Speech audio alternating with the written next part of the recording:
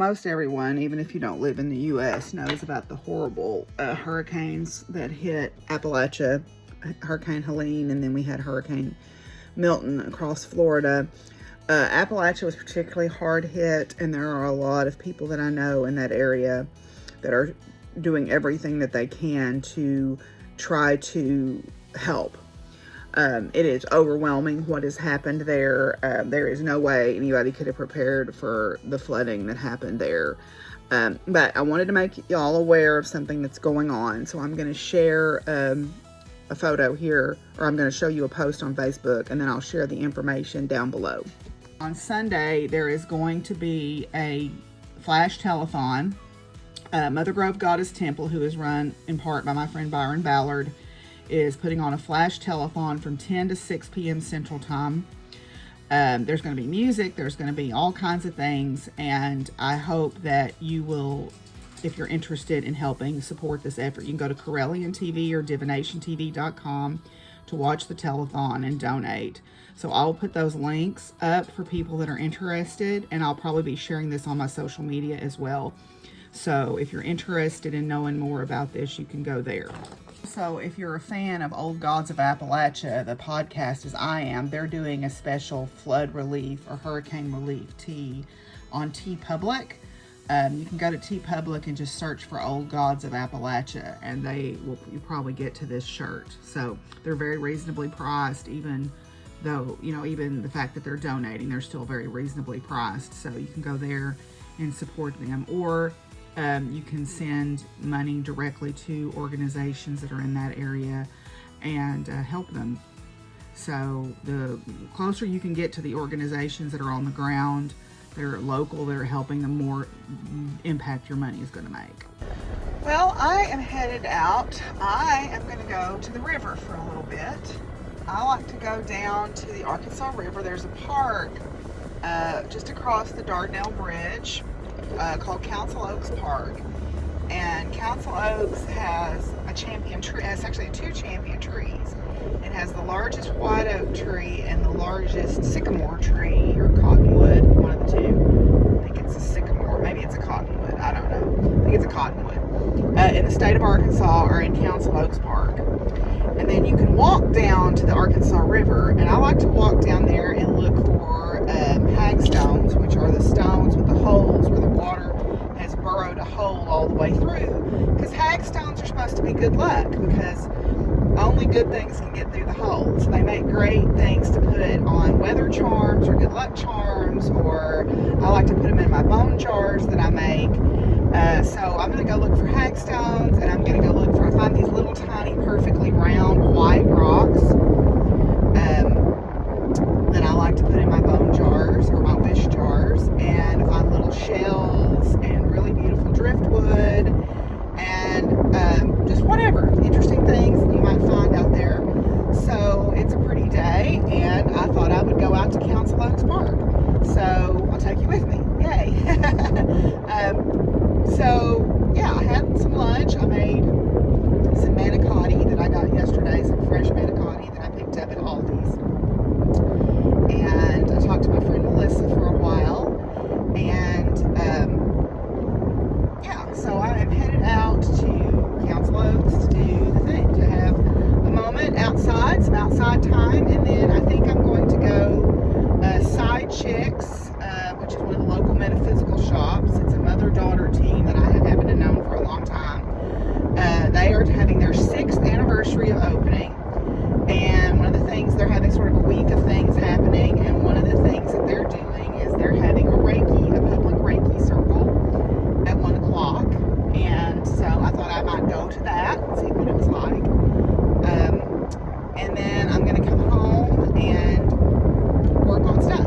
So I've got, like I said, I've got several events coming up. Then I've been approached by the young woman that does my hair, owns a salon, and she's asked me about putting some of my jewelry in there.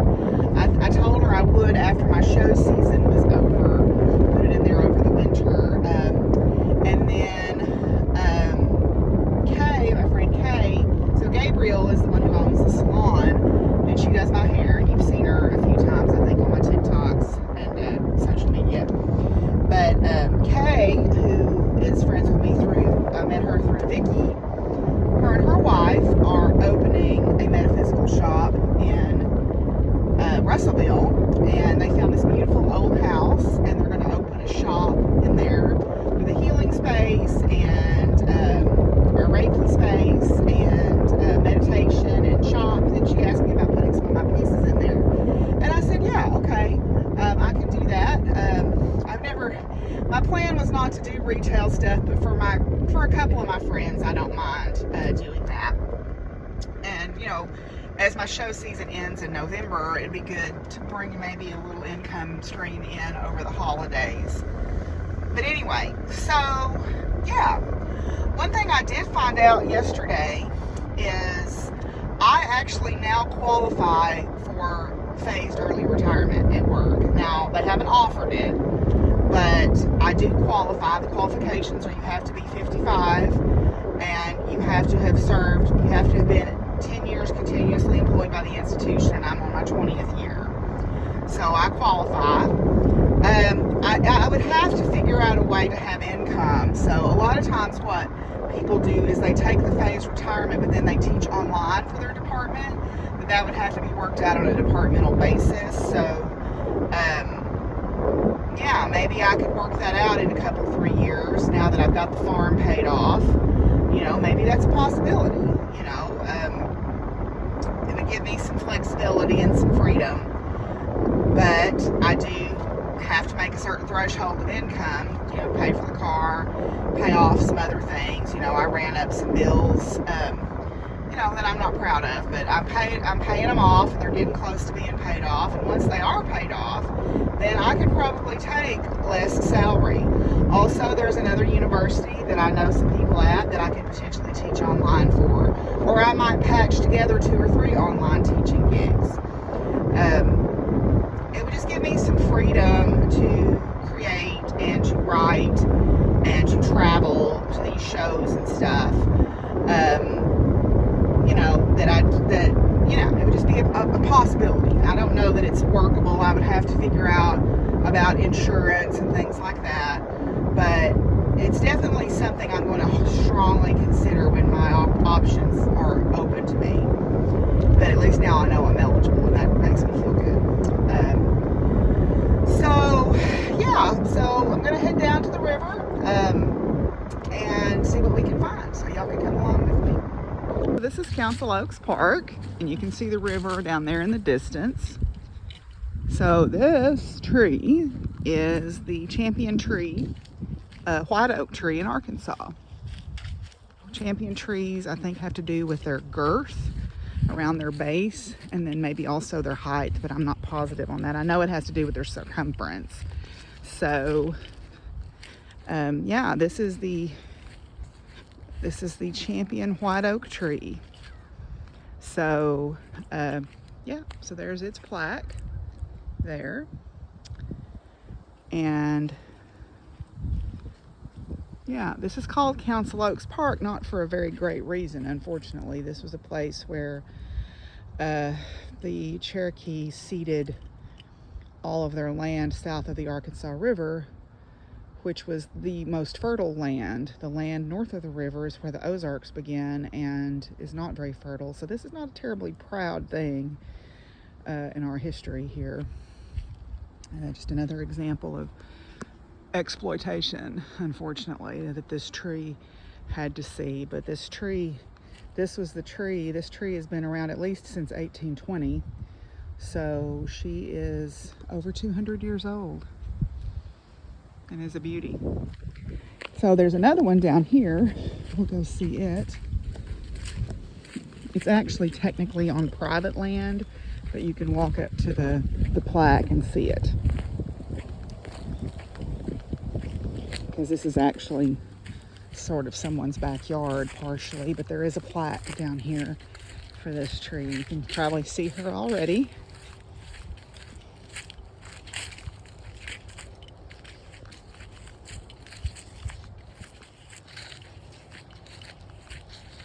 Trying to video and not trip.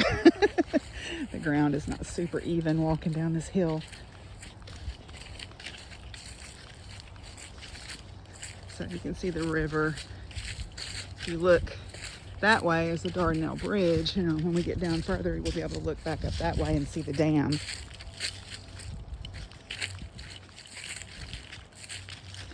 So, and the plaque for this one is set in this rock here. So this is the eastern cottonwood. So this is a cottonwood tree, and she is massive. So she completely fills the frame up here. So let me back up where you can see her. She's a beauty. Okay, let's walk down to the river. It is super dry here right now. This is all crunchy under my feet. We haven't really had any appreciable rain in a couple of months, so things are pretty crunchy. We're under a burn ban, and I'm sure the river is down pretty low. So anyway, the way you follow this little path here, a lot of people come down here and fish and look for stones and play with their dogs and everything. So it's Corps of Engineer land, so it's public land. This is where Joel went and I went on our second date. We came out here after we had lunch and walked up and down the river. So it's a sweet memories. And I also came out here last year on my birthday with my friends Melissa and Tanya. We came out here at daybreak and it was really beautiful. Oh, there's a great blue heron. I don't know, probably can't see him fishing, but he's right out there. He's fishing in the river. So we'll try not to disturb him. We'll go the other way.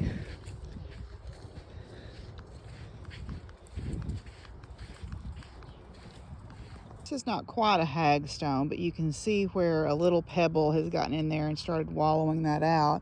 The holes don't go all the way through yet, so this is not technically a hagstone, but this is the process. Oops, I dropped it. But yeah, that's the process. Another one, this one's not all the way through yet either, but you can see how that little bit of gravel or sand gets in there and the water just scours it out until it burrows all the way through. But this one hasn't gone all the way through yet either, so we'll keep looking. That's the Dardanelle Dam. That is a lock and dam system, part of the McClellan Kerr navigation system when they channeled the river. And I'm trying not to disturb this great blue heron. He's still down there fishing, so I don't want to get too close. But yeah, so that is the Dardanelle Dam. And then that is Dardanelle Rock, which is a famous local rock climbing outcrop.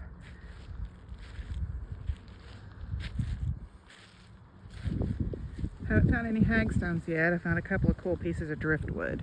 Mostly what we'll see out here will be sandstone, but we also do get pieces of chert that come down from further up in the watershed, or sometimes called flint. This is a piece of white chert, and then there's blue chert. Let me see if I can find one where I'm sitting here. There you go, like that piece there is a piece of blue chert. We also get quartzite out here, which is the kind of transparent or translucent white stones, like, let's see if I can find one of those. And then we also get little tiny agates and carnelians, nothing huge, but still kind of pretty. Here's a piece of quartzite. So it's kind of translucent, waxy looking. That's a piece of quartzite. And like I said, a lot of sandstones of different colors. Yeah. So yeah, there's another piece of quartzite. You can kind of see it's translucent looking in the sun. Or I hope you can see. Yeah. So I found a hagstone. So this hole right here goes all the way through. You can see light through it there. So only good light gets through that hole. Yeah, so there's a hagstone. Found one so far. Here's a piece of quartzite that's been cut in half, and you can see it kind of glittery. That's the quartz in it. So that's a piece of quartzite. Really good one. So that's a really good example of a hagstone, or what's sometimes called a fairy stone. Yeah, so yay, persistence paid off. Okay, I'm at Sci Chicks, which is our local metaphysical shop, and it is their 6th birthday or 6th anniversary. So I've known Krista and Gypsy probably longer than I've known any other pagans in Arkansas. So we're doing a Reiki thing, Reiki group circle. So Krista is going to explain what Reiki is to y'all. Okay. Hi.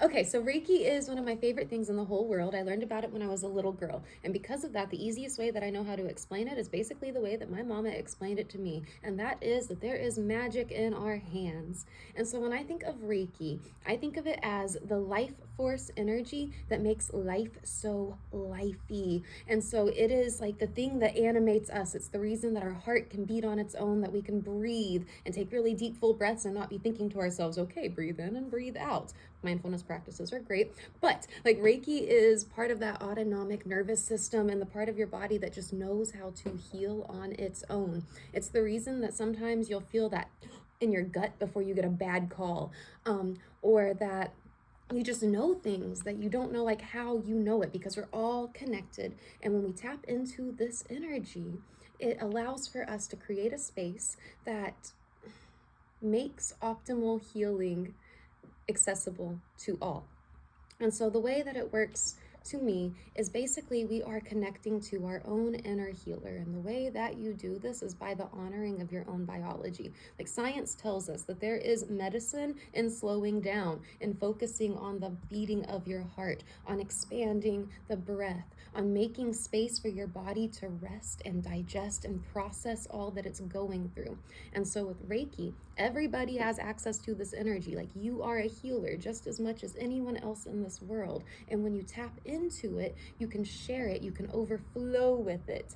And it is the most beautiful gift, I think. Like when a child gets hurt, you put your hands on their knees and it starts to feel better. Mm-hmm. My dad, one of the biggest skeptics of all, but I remember when he saw how much that Reiki meant to me as a kid, the first time that I got a real big owie on my knee, he's like, what do? Do you need the magic hands? Like even daddies can get into Reiki. Like, yes, that warmth that you can just turn on to. We're activating our own warmth, our own healing powers, our own magic. And we're going to have a little circle to feel it and experience it. So thank you. Very cool.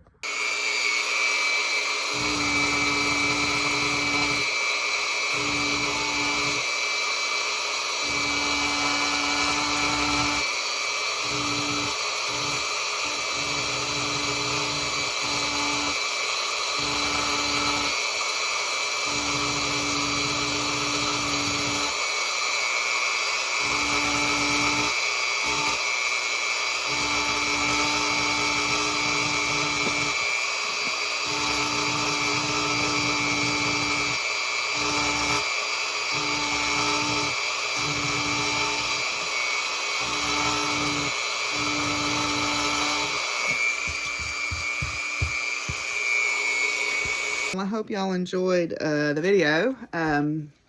One thing we got to talk about after the Reiki share was collaboration in the communities. You know, being in a marginalized community, being in the pagan community, I can't stand it when I see competition in the terms of I can be the only crystal vendor, or I can be the only tarot reader, or I can be the only psychic, or I can be the only metaphysical shop.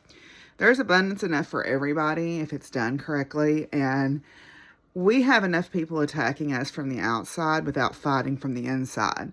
So I wish that there would be more collaboration and less competition in my particular community here. It frustrates me to see the idea that there's not enough for everybody. But anyway, so that was something that we talked about.